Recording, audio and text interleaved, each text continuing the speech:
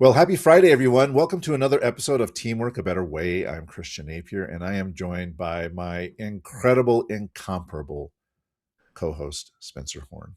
Spencer, how you doing? I am fantastic. I so happy to be with you, Christian. Just bring a smile to my face. Had a great morning this morning. I went out hiking, and it's been a while to get my body moving more. Well, it's a gorgeous day. I mean, it's a Beautiful. beautiful, beautiful spring day. So I can't think of a better thing to do on a very beautiful spring morning than go for a hike and experience nature. You're much better than I am, though.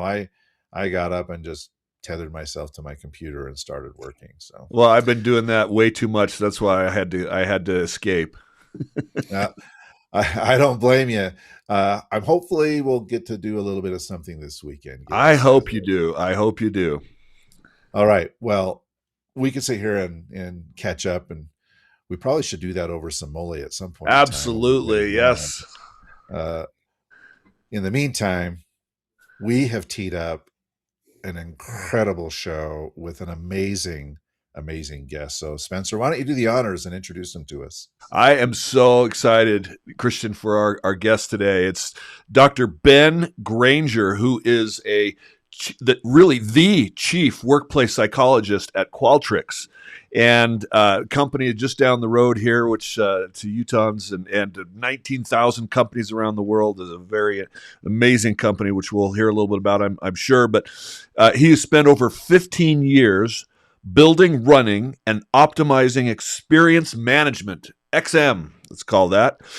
These XM programs across hundreds of global organizations, including numerous Fortune 500 companies.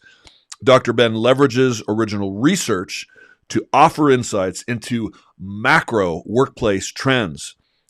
As a matter of fact, I heard he just gave a big speech about that in Seattle and perceptions about AI, which you have no interest in at all. So maybe Absolutely we'll none. and employee and customer experience and the future of how we work. So he's an internationally recognized thought leader and speaker, and has keynoted at numerous international conferences and global industry events. Dr. Ben earned his BS in psychology from the University of Louisiana. I love how they spell go. You know how they do that in Louisiana? Like go Tigers. Yeah. Yeah. Yeah. Geaux, and his PhD in industrial organizational psychology from the University of South Florida. So, except for not Go Tigers. He's going to correct you on that. It's the Raging Cajuns, of course. Right, Dr. Ben. So we are so glad. Let me get you up on the screen. We are so glad to have you. Welcome. Great. Thanks for having me, guys. I'm really looking forward to this. And go Cajuns, by the way. Right, that's it. Go Cajuns. Well, thank you for coming and your interest. I mean, there's so much to talk about. This is a show about team performance. I know that's a big focus of Qualtrics. Your mission is really to bring humanity, connection, and empathy back to business, and you do that in many different ways. But specifically, your role within that organization, as the chief workplace psychologist, I'm just so anxious to listen to so much of what you have to say. But in your book, you've written a book, A Leader Worth Following, and we want to talk a lot about that. And it's all focused on the science of earning trust and team performance. So, a leader by definition is not someone that forces people to follow them. I mean, a leader is someone that people choose to follow. So, what does it truly mean to be a leader worth following in today's workplace, Dr. Ben? Yeah, I think you nailed it, Spencer. It's really, this was a big part of my learning journey. Naturally, as part of my job, I'm fascinated by what gets organizations to tick, and looking at it from the perspective of what drives employees to be engaged in their work, to want to work together, to what drives consumer behavior, what makes consumers happy, what are they expecting. And in my learning journey, it all goes back to leadership. That to me is the common denominator between what drives good employee experience, what drives good consumer experience, and by the way, what drives sustained financial performance. Those things are highly related to each other, as you guys know. And it's all about, honestly, being a leader, leaders showing up in a way that drives people to want to follow them versus being the leader that they just feel stuck with or they have to. So the whole book and really my entire mission in my role at Qualtrics is to look for those specific behaviors. So probably too many to unpack in a opening point, but I think maybe throughout the conversation we can unpack some specifics. But yeah, you nailed it, Spencer. It's really about the organizations who sustain performance, who sustain good, strong customer experience, who sustain good, strong employee experience, show up as leaders that others just say, "Yeah, I want to follow that person." Well, we know how important it is, Dr. Ben, and you just described how financials and people's really happiness and well-being all emanate from having a leader that is that great leader. But why then do so many in your experience, so many leaders struggle to kind of earn that genuine followership? I think there's a couple of reasons, and I'm sure you guys have some perspectives on this too. But I think a lot of it is learned behavior. One of the things I've learned in my own learning journey is how important the environment is to directing our behavior, human behavior. Humans adapt to their environments. And so let's say you have really a truly good leader with good intentions who's got the skill sets, and then you plop them into a culture where it's cutthroat. And what are they going to do? Well, most people are going to adapt. And a lot of the adaptation is going to be very micro. It's going to happen gradually over time until one day, you hear those stories of people who look in the mirror and they're like, I don't even recognize the person I see. I think there's a lot of truth to that. So it's not to say that all these leaders who struggle with this are bad people. I honestly don't believe that. I actually think it's a lot of people who are adapting to their environment. But the other part of it is too that the way the human brain works, and this has been a big part of my learning journey too, of looking at, I'm a psychologist by education, as you noted, but I'm also fascinated by neuroscience and looking at, well, what's going on in the brain that directs what's happening, manifesting itself in our minds.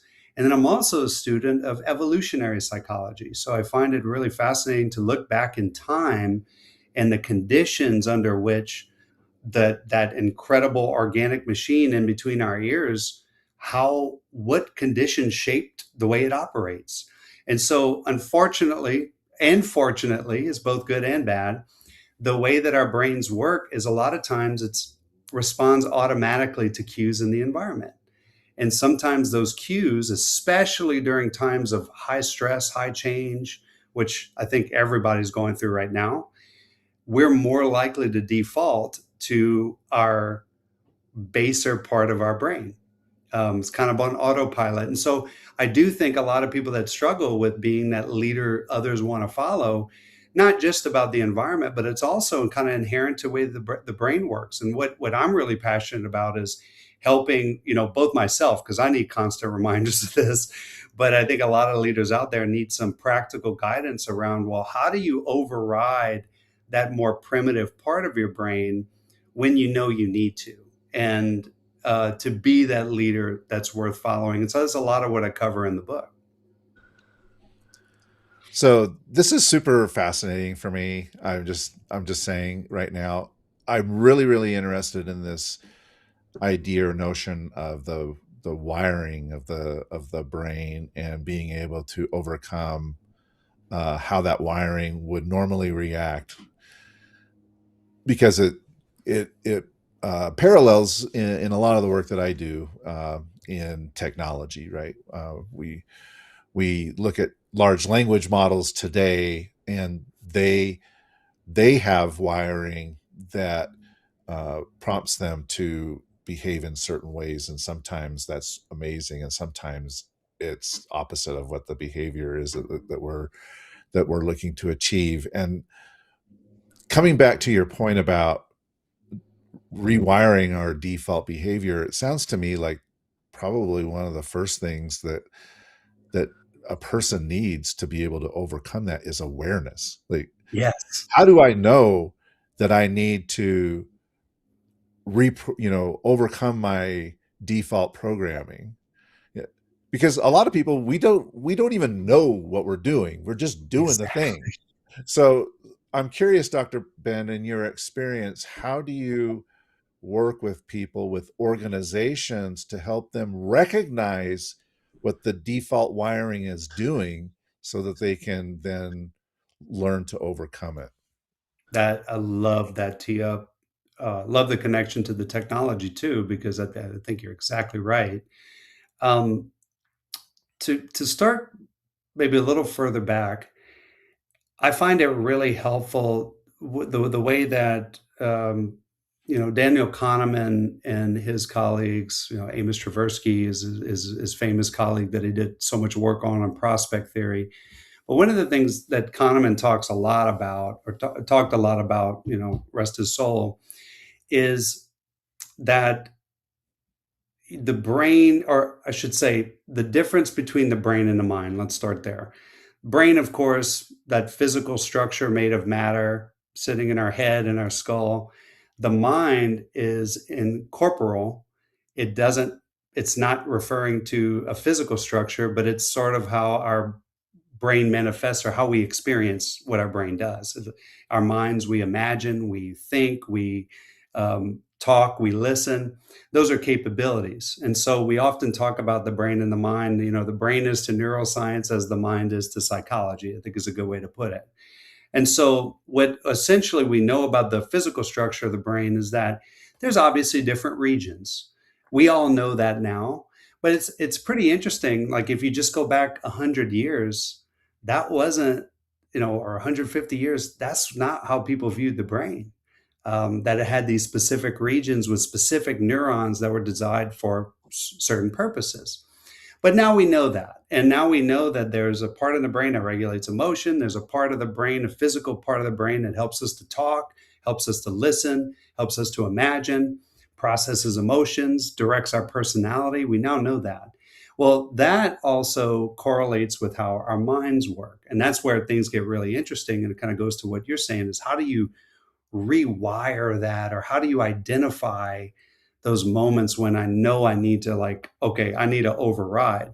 Well, the way Kahneman describes it is there's two systems of the mind.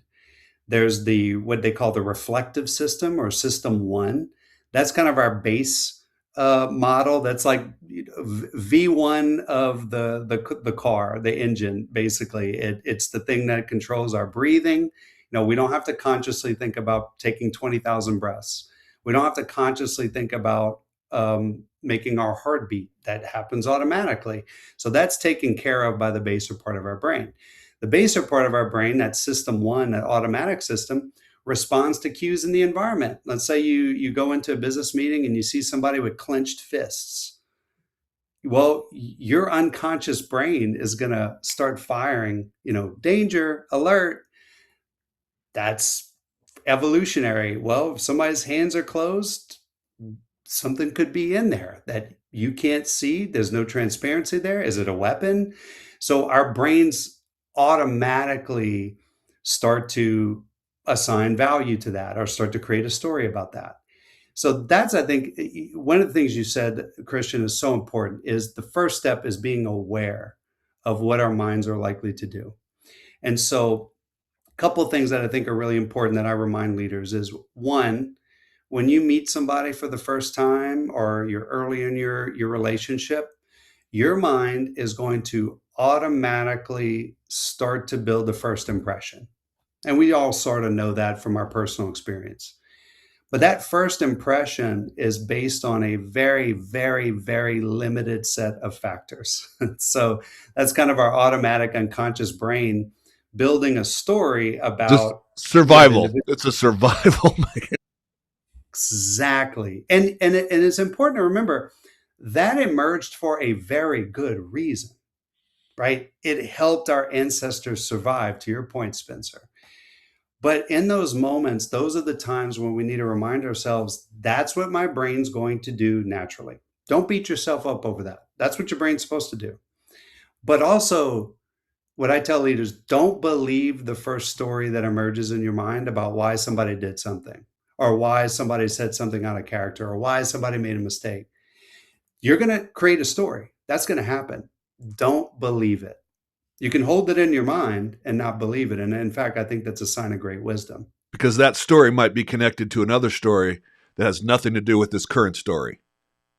Precisely. Precisely. And again, to quote Kahneman, I mean, obviously I'm a huge fan, but he talks about he uses this line. I can't even remember the acronym. It's funny because the words are easier to remember than the acronym, but it's what you see is all there is sort of how our brain operates by default. And so we create that story about somebody or something, and it's based on everything that we can see and have experienced, not on what's actually objectively Not on happening. reality. Exactly. That's right.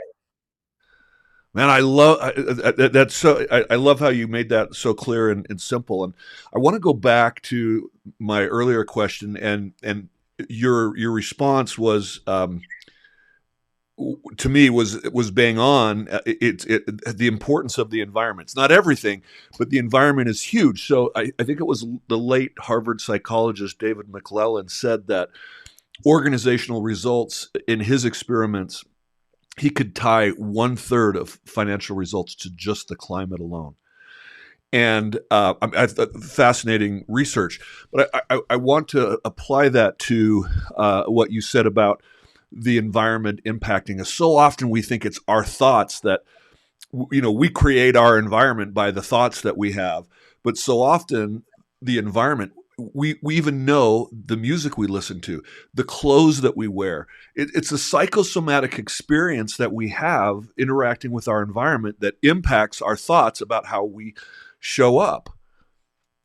And so just think about it. Walking into a stressful environment, we've all felt it. So if you walk into that stressful environment, you're immediately potentially hijacked and are literally thinking with what you called your baser brain, or what I call it, you become stupid because you're thinking with your amygdala, your reactionary brain instead of your thinking brain, right? And so we're basically our higher functions are automatically being pushed down, and we're not thinking with our highest functioning abilities. And so we're in that stress. That environment is causing us to behave in ways that are supposedly supposed to help us survive, but in many cases that are contrary to our ability to lead people, to motivate people. And I love that you brought that up, because I think I'm monologuing here because I'm just excited about the that, and I'd love to hear anything else that you have in your Yeah. experience about that.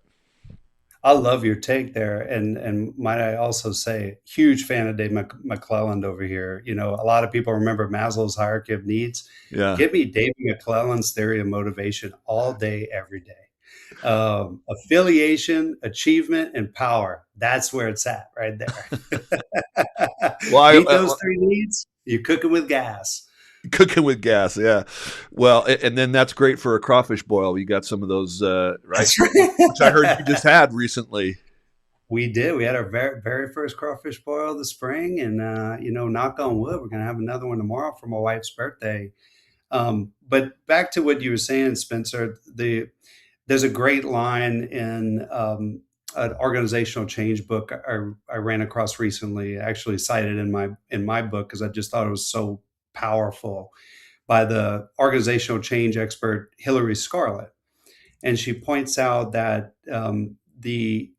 our brains aren't wired for 21st century living. They still think they're out on the savannah. And I think that's just such a powerful point of reminding ourselves that our brains are working precisely the way that they were designed. They helped our ancestors survive. But think about how relatively fast, I mean, Christian, you're knee deep in this in your work, but like how relatively exponentially faster our environment is changing in front of our eyes compared to our ancestors. That's why I think it's so important. There's so much we now know about the human brain, the human mind, and yet we don't practice it. It hasn't made itself into our mainstream understanding and actions. And I think it's high time we do that, because when we talked about that system one, as you pointed out, Spencer, we also have this incredible prefrontal cortex. And that allows us to think in abstractions. It allows us to literally travel into the future and plan what we're going to do. And one of the unfortunate realities of that system, too, is that it's relatively lazy, and it takes effort and it takes energy for us to engage it. And there's a very good evolutionary reason for that. Think about people 10,000, 20,000, 30,000 years ago. One of the first things we have to acknowledge about the brain is that it's the most metabolically greedy organ in our body. So we often don't think of, like, you went for a hike this morning, Spencer, you burned a lot of calories, but we're burning a lot of calories right here because No, we're thinking really good. I'm exhausted at the end of the day just sitting at my desk. There you go. So we burn so many calories. Our brains, and what were our brains wired to do? Keep us alive and thriving. And food wasn't all that easy to come by when we were out on the savannah, so to speak. So now it's Was I easy. heard it's 25% of all energy is burned in our brains, basically, of our body. Is that about right? That I don't know the exact 8% percentage. of our body mass and 25% of all energy is what I heard. That, generally speaking, that jives with what I'm aware of. I don't know the exact percentage, but that Yeah, sounds okay. right. But it's disproportionately large, Disproportionate. so what when you say we're lazy, we're basically doing our best to conserve that energy. Correct. Yeah. Correct. And to your point, though, Spencer, we're now in an environment where we don't necessarily need to conserve that energy. And so, because most of us that are fortunate enough if we need some energy, just go to the pantry or go to the cabinet, right? Or go to the store. We're not in those conditions our brains were formed in. So that's the good news here, is that we have to be aware, to your point, Christian, that that's what our brains are going to do by default. But the good news is we can overcome that. System two can override system one. And I like the way, the great psychologist Viktor Frankl calls it. He said, one of the best things you can do is create space in between the stimulus and your response. Meaning, if you're a leader in a high pressure environment, firstly, know that your brain is going to default to a gut reaction to create a story, and you're going to want to believe that story. Create space. Don't just knee jerk into a response. Pause, engage your higher order part of your brain. And one really effective way I like to do that is literally to broaden your perspective. And I call that opening your peripheral vision. And I steal that from Ram Charan's book, Talent Wins. But opening your peripheral vision to look at what's going on within a broader landscape um, really helps me to automatically engage. Another quick tip, and I'll be quiet for a minute, but another quick tip is, whenever that first story emerges in your mind, especially about somebody you're leading, man, they're really abrasive today, or wow, they really made a bad mistake. Your brain's going to create a story as to why that's true. Force yourself to create three more stories as to why that happened. And the challenge here is not to get the right answer, because you have to realize you don't know. There's so much you don't see about this scenario. But when you create three stories, you're necessarily engaging your higher part of your brain. And then taken together, you start to realize, I really don't know much about this person at all, or the environment they're in, to your point.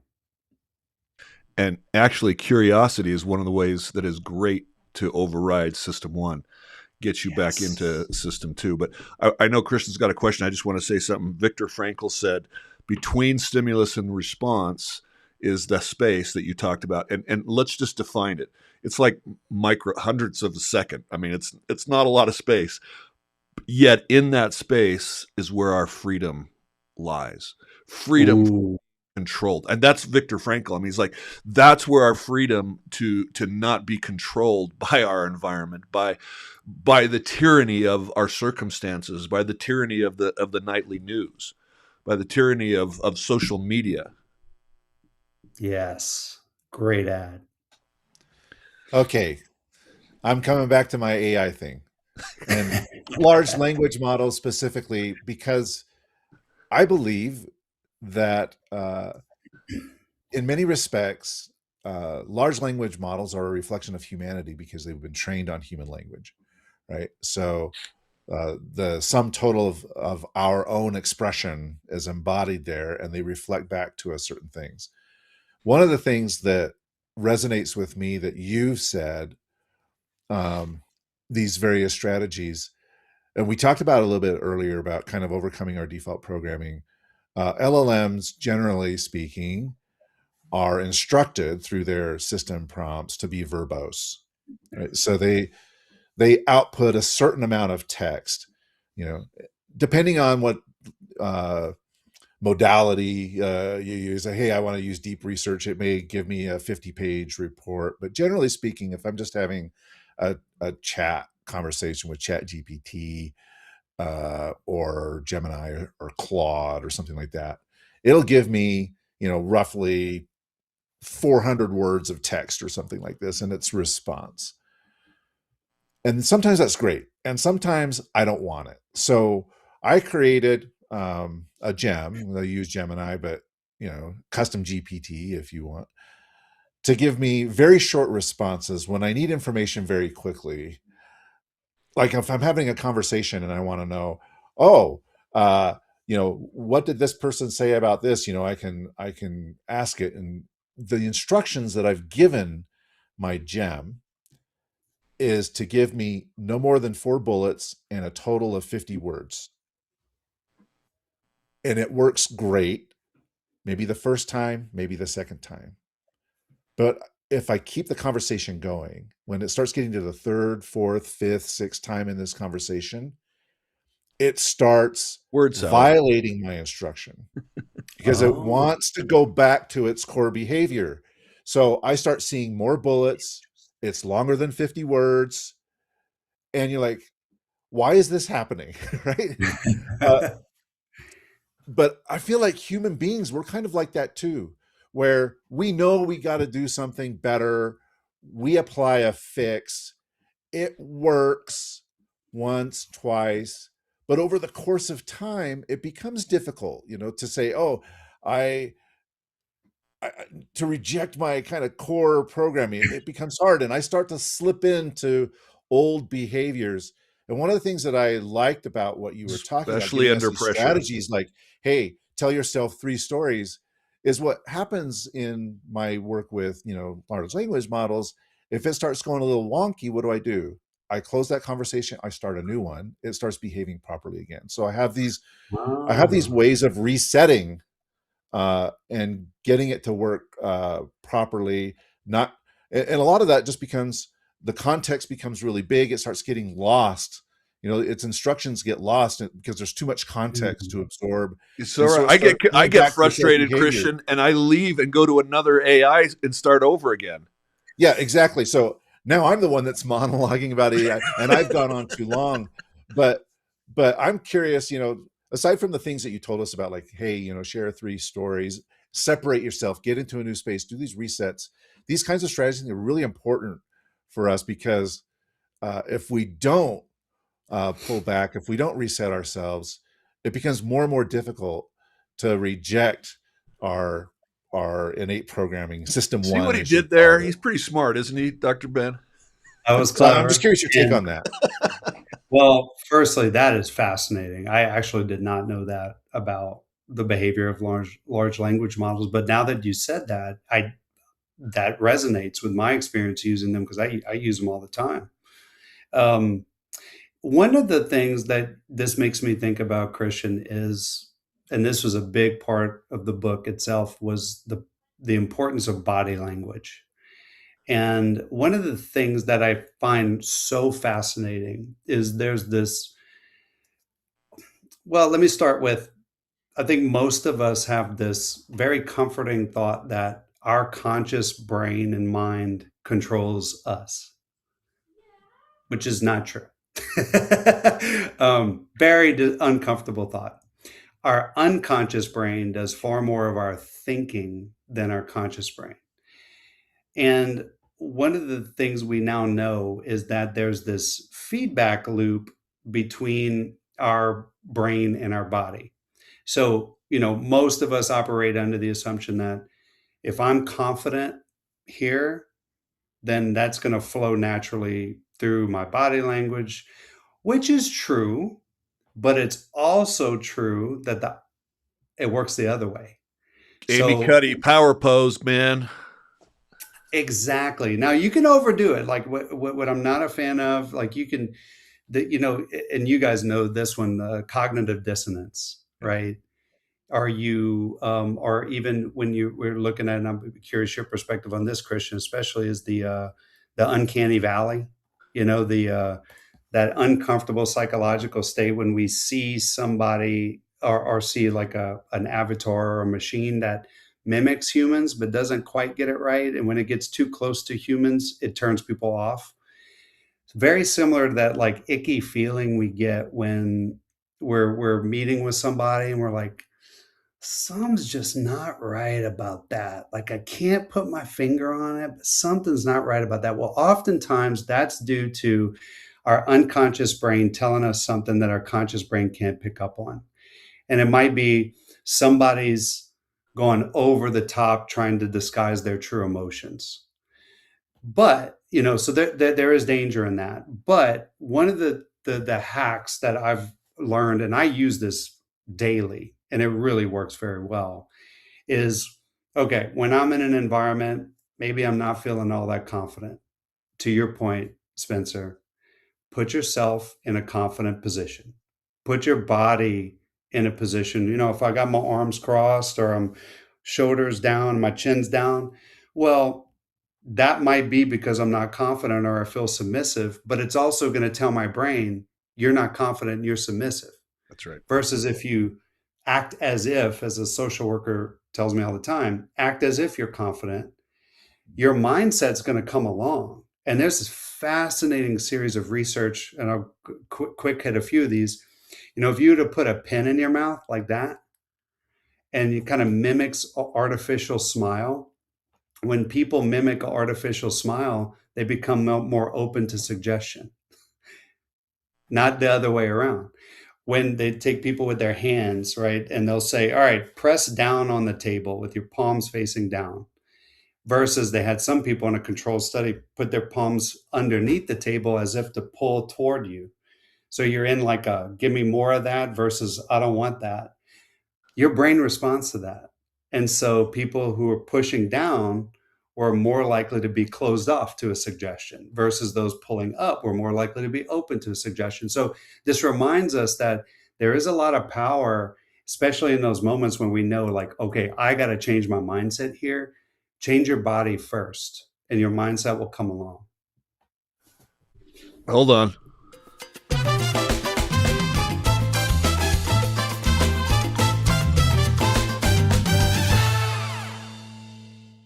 There it is. There it is. How does I was waiting for that. doing simple things like breathing, practicing breathing? I mean, because you talked about 3 stories. You talked about body language, putting yourself into a positive state. But there's also asking questions, right? Instead of, you talked about pausing and waiting. Curiosity is super powerful. So again, thinking of a question forces you to go into your, system 2, your thinking mind. But how about breathing? What is it? I mean, is that, I mean, I know the answer, but some people think, well, that's just some yoga, positivity kind of thing. How does breathing impact our brain? I'm no expert in this, but I am loosely aware of some of the work on meditation and the effects of prayer, deep breathing, and everything I've read on those techniques is that they have a actual they create physical changes in your brain, which when physical changes happen in our brain, they manifest themselves psychologically. So everything we experience psychologically is rooted in something chemical or physical that is happening inside of our physical brain. So deep breathing does work. It calms you down. It tells the brain you're calm. Another good example, to go too off subject, but like you ever heard the advice if for young athletes, like chew gum? Well, No, why? yeah, What's the purpose of that? Well, I don't know. the human brain, uh, when you're under threat, you don't stop and have a snack. So if you chew gum, it signals to the brain that you're safe, and so it manifests itself. And I think the same is true for breathing. Deep breathing does work. I have never heard that about the gum, but there's one other chemical thing that happens when we breathe, and that is those basically adrenaline and cortisol that are released when we're stressed are apparently oxygen helps uh, remove those from the bloodstream. And so a Interesting. chemical reaction happens when you talk about it calming down. It's not just the slowing of down, it's literally ridding our bodies of the chemicals that the brain has released that says we need to run away. And so Yeah, I that did not know. yeah, and so it's a chemical reaction that I think is super powerful, but we don't always think about it. I mean, think about before you go on the stage to give a keynote, deep breaths, and all of a sudden that clarity comes back. You push those chemicals away. Well, let's get back to there's so much that we can talk about. Time is going way too fast, Christian. I know, man. I can't believe it. It's like, Only it's crazy. in my research, there was a Harvard study that came out that corroborated this. I work with teams to create high performance, like Qualtrics. That's a huge part of your mission. But yet, our research shows that only around 10% of teams worldwide are high Mm. performing. It's part of what you're doing is to create an environment where teams can thrive, and that usually starts at the leader, right? I mean, it almost always starts at the leader. So, as a workplace psychologist, what does the research tell us about employees, what they need from their leaders? Yeah, we do, and so like what you were talking about, Spencer, we do very similar work at the unit level of the organization.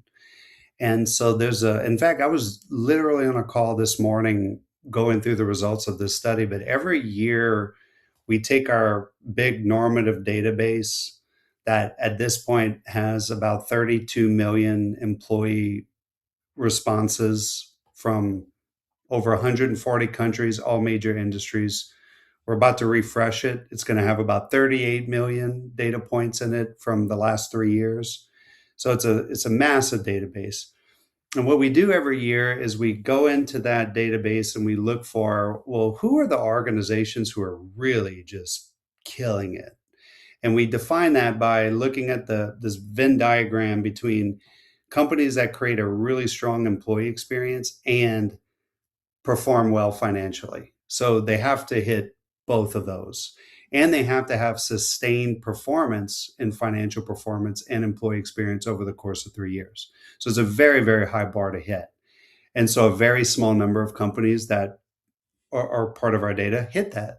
So in the most recent study we did, which was conducted in 2025, just maybe about 9 months ago, there were 47 companies that hit that benchmark. Out So of very 19,000? well, I think in our database it's closer to 1,100 Okay, okay. enterprises make part of it or a part of Still that. 47 out of 1,100? All right, Very elite group, right? So it's actually quite similar percentage wise to what you were describing, Spencer. Like it's a very very small percent. And when we looked at the big question we want to know in that study is, well, what's different about the high performing organizations? What do they do culturally? What do they do behaviorally? What do their leaders do differently than the middling majority? And by the way, we don't compare the high performing to like the bottom quartile. That would be too easy. We compare it to the average of the benchmark. And so the thing that shows up every year is basically trust and leadership.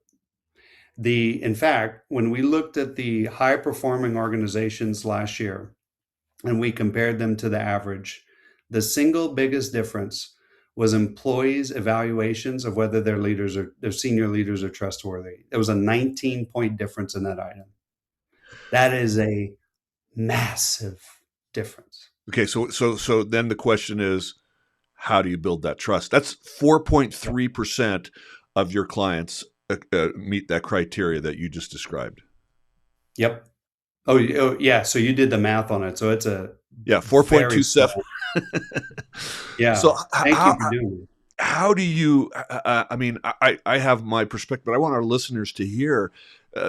At any level of an organization that is in a leadership position, and even if you're not and aspire to lead, I mean, leaders are the ones that people are coming to, even without titles, that are helping whatever. How do you create that trust? What's the So process? we do. I'll start by saying we do a lot of work on trust, both from a consumer perspective and also on the employee perspective. And one of the models that we found very useful is the model by Shorman, Mayer, and Davis, which essentially looks at when people evaluate the trustworthiness of their leader, they evaluate it through three different lenses, basically. Is my leader competent? Do they have the skills and the knowledge to do what they need to do? Two, do they have integrity? Or do they do what they say they're going to do, and are they consistent? And then the third is benevolence. And essentially, the way we operationalize that in our measures is we ask employees and consumers, when your leaders or people you do business with make decisions, what's the implied motive? Do they do it for themselves? Are they chasing the next dollar, or are they doing it for the betterment of the group? That benevolence category is the sore thumb of trust and leadership, of trustworthiness. And so to answer your question, Spencer, I mean, there's innumerable answers, but I'll give a couple high level ones that we've seen in our work.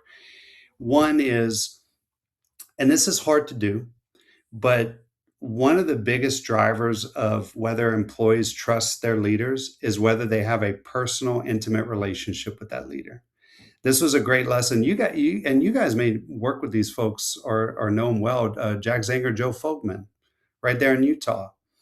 They did an awesome study a few years ago that they published in HBR that looked at the 80,000 assessments of leaders, 360 assessments, and basically found that the number one factor that drove employees to trust their leader was whether they had a personal, intimate relationship with them.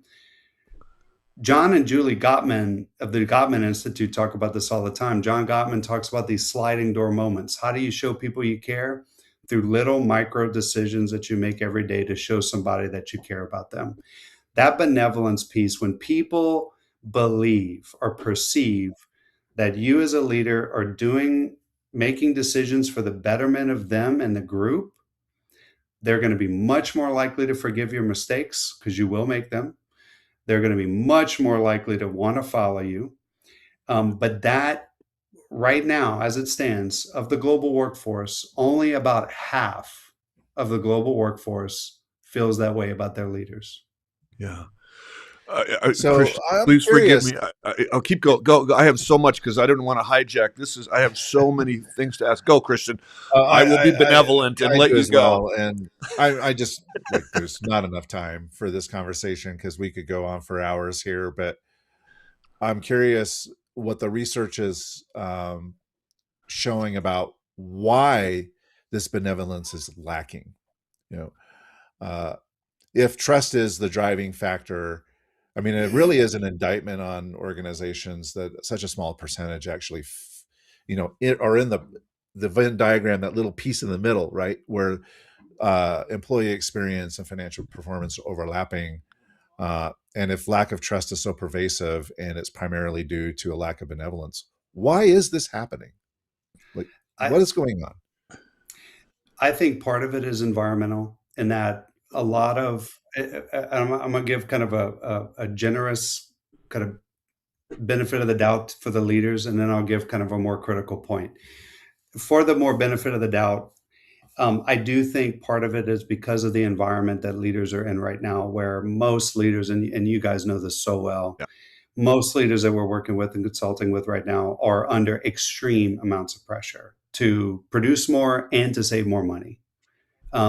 That's a hard place to be, especially when they're being sold these promises about what AI can do. And a lot of that has to work through people. And a lot of times companies forget that part of the equation. So they're holding themselves, their boards are holding them accountable to these really, really, really difficult. And so employees feel that, they're recognizing that, and they attribute that to their leaders. So I do think there's a bit of that there. But I also think that what is happening a lot right now, with big implementations of AI, with after reductions in force, after major acquisitions or divestitures, which there's tons right now, what a lot of leaders do is they give an overly optimistic view of the future. Hey, and also they talk about what's in it for the company, and they forget that when people are going through times of change and uncertainty, they don't really care about the group. What they care about is numero uno. And so there's some really simple ways that I think leaders can tackle this. And this has been some work we've done a lot of work with leaders on is, hey, look, when you are making a tough decision that people don't like, you can soften the blow by explaining why in a way that speaks to them directly and acknowledges the brutal reality of what they're going through. I love Jim Collins' outline of the Stockdale paradox in Good to Great, right? Like that, hey, it stinks right now. It is tough. We understand it's tough, but we will get through this together. That's very different than saying, hey, we had to make this decision. It's right for the company. So get on board. And by the way, we're going to be fine. That's not going to resonate with anybody. When you're in that, Tuckman's storming stage, that what you need is more reassurance, more communication, that we will More get communication. the right kind of communication. We will get through this. What you just described about environment, I'm right in the middle of a major engagement with one of the number one airlines, well, the number one in the world right now, but based in the Middle East. And think about what's going on with the disruption in the Middle East. Yeah. Our engagement is really been interrupted because their whole business model has been interrupted. The airline business is already hugely at the mercy of. I mean, you can't get shipments if one country holds, they just shut down their. We're not gonna allow the shipment to go through because we have to go through customs and supply chain issues and managing fleets and the demands of the public and the I mean, keeping them safe at the same time. I mean, the stress coming from above and below, and then geopolitical issues. It's just is crushing. Brutal. And brutal the amount of stress and anxiety that these amazing people are dealing with, and Right. then our goal is to give them as many tools as possible to have those types of communication. But before I have to just, I've heard so much information and seen research that said the number one indicator of trust is this idea of authenticity. And you're saying it's and I believe, I mean, I look at my relationship. I talk about my mentor all the time on this podcast. If you haven't heard it, I talk about him all the time, and it's because of that personal relationship I have. I talk about him in my keynote. I just shared a segment of the video with him, and he was so humbled. He's like, "Oh no," but he made such an impact in my life. But this idea of authenticity is, how does that square with what you're? Is it? Are there elements of it as just being used, maybe using a different word in some of this research, or is that research flawed? That authenticity, because they say even more important than competence. Yeah, no. I think these are highly related. In fact, just to go back, I didn't explain all the detail here, but as you know, there's so many models of trust out there. There's Brene Brown's Braving model. There's the Francis Fry. You have right, the Shorman Meyer Davis model. You have Zenger Folkman. Now I'm going to have to There's look all this dozens. stuff up, Christian. Oh my gosh. Don't worry, I did the work for you. Thank you. I can spit it out for you for your AI to feed you. But anyway, they're all highly related to each other. And so the authenticity, for example, the way I would kind of fit that in is both. I think that's highly related to benevolence, but also to integrity, and that if you are showing up in a way that's consistent with your values, you got to know what they are, and you have to actually live them. To me, that's authenticity. Okay, so this is what I talk about. Alignment with your values, not your natural behavioral tendencies, because that's what I call the authenticity paradox. Because people say, well, this is who I am. I need to be this. I'm naturally an authoritative leader. And so being authentic means I need to be that way all the time.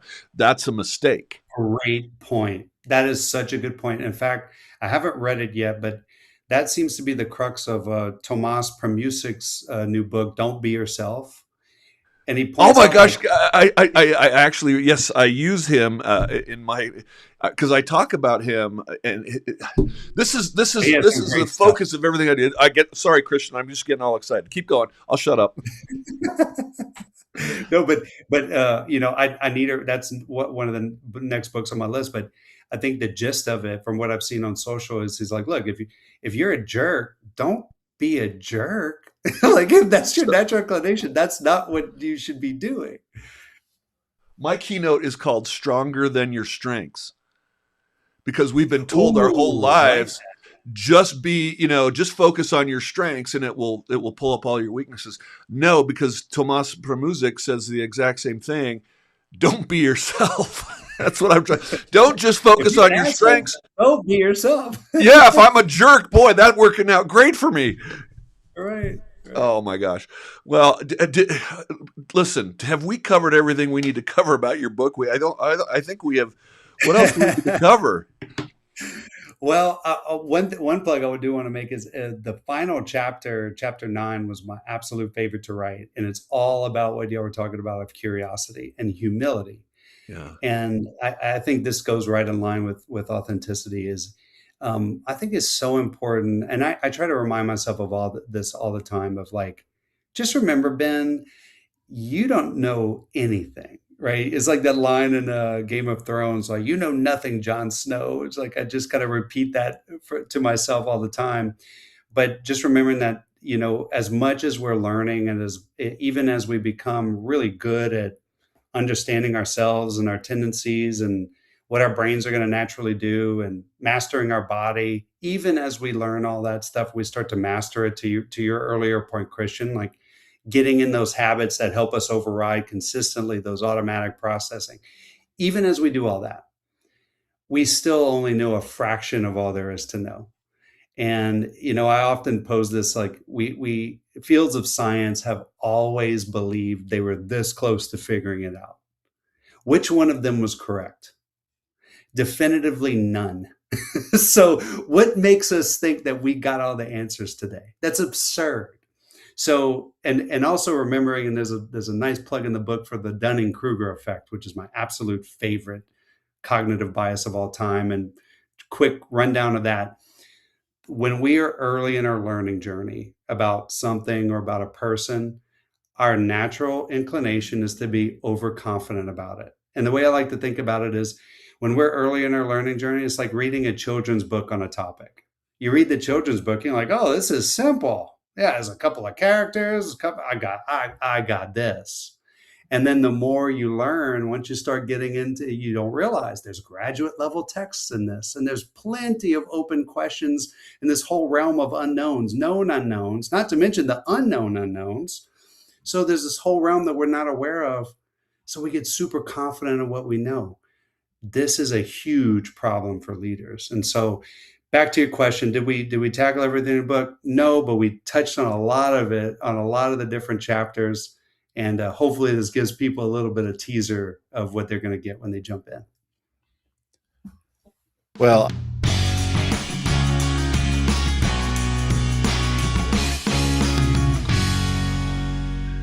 it's so good to know so much when I know so little. I mean, the fact that I know so little, I feel like I know a lot. Spencer, we got like 5 minutes left. We got to get the lightning round. Yeah.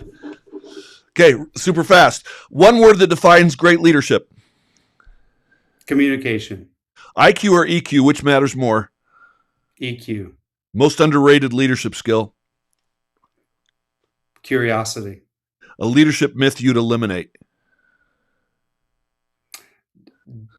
Dominance is the way to go. Best leadership book besides yours. Dare to Lead by Brené Brown. One behavior that builds trust instantly. Sliding door moments. Do something proactively nice for somebody. Love that. Biggest mistake leaders make today. Reducing communication during times of pressure. High performance starts with Leadership. your leadership style in one word.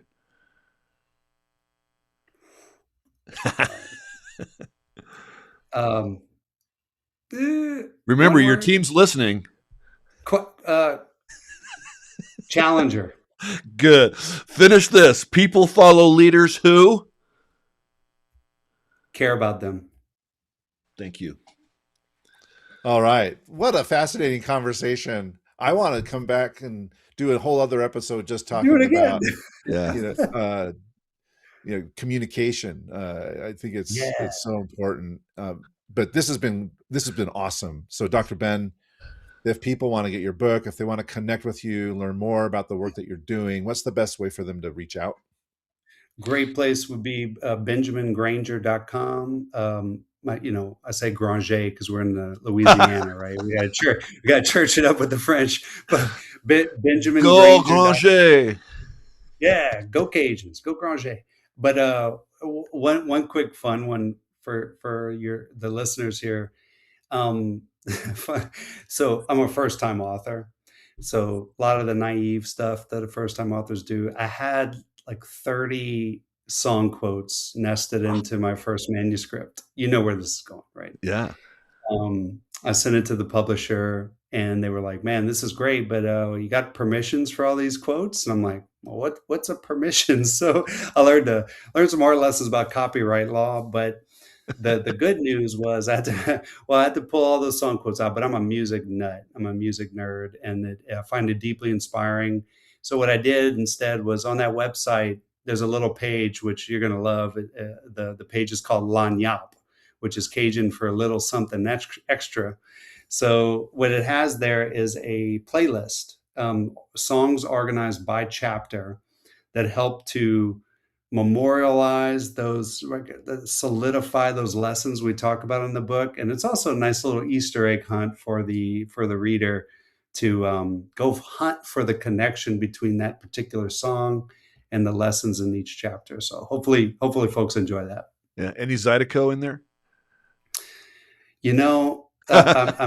I was actually thinking of putting some Keith Frank, and because I'm a big Keith Frank fan. Couldn't find a spot for it, but maybe in the next one. Well, Alpha, we were talking about something that I was doing with another podcast. Well, one of the questions I would ask all my guests on that podcast is, if you were stranded on a desert island, what's the one album you'd want to have with you? So, think about that one. I got it. It's down here. I have to hunt for it, but Led Zeppelin 4. Oh, there you go. I mean, there's some bangers on that thing. Wish you were here. And then the Dark Side of the Moon, If I Cheat, Yeah. Okay, Zeppelin. I went to Pink Floyd right away. So. I mean, you can't go wrong with some Pink Floyd.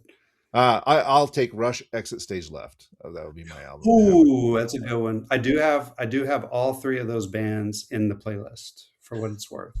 Beautiful. And Okay. And Christian, I'm not going to spoil it for you, but if you're a Rush fan, I have what I thought was a clever, subtle chapter section that only a true Rush fan will see. Here's a hint. I'm going to have to check it out. Now you got me intrigued. So go to benjamingranger.com, connect with Dr. Ben. Spencer, you've been helping teams for decades. Organizations build high-performing teams. How can people connect with you? Just chat with me on LinkedIn and Christian. Isn't he great, Dr. Ben? I just love my Oh, friend this Christian. He's so brilliant. And how phenomenal. can our friends find you? LinkedIn as well. Just look up Christian Ape. You're happy to connect with anybody. And we're at the top of the hour already. Can't believe it. So, Dr. Ben, thank you so much. Spencer, great to see you once again. Listeners and viewers, we're so grateful for you. Thank you for joining us today. Please like and subscribe to our podcast. We'll catch you again soon. See ya.